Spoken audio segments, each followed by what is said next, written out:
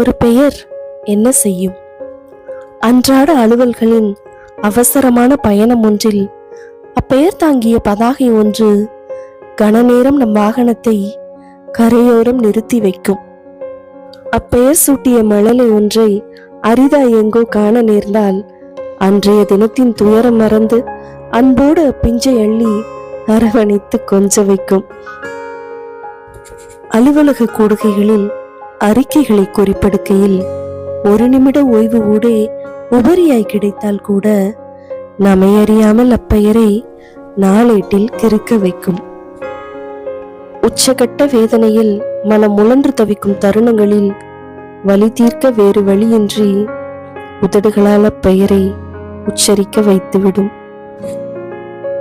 யாரோ ஒருவர் எவரோ ஒருவரை அப்பெயர் சொல்லி நமதருகே அழைக்கும் அந்த உரத்த சப்தம் உயிர் நாடியை ஒரு நொடி உறைய வைத்து பின் துடிக்க வைக்கும். மரண படுக்கையிலும் மாளும் தருணத்திலும் விரல்களை எழுதுகோளாக்கி காற்றனும் காகிதத்தில் கடைசியாய் அப்பெயரை காதலோடு எழுத வைக்கும். ஒரு பெயர் என்ன வேண்டுமானாலும் செய்யும்.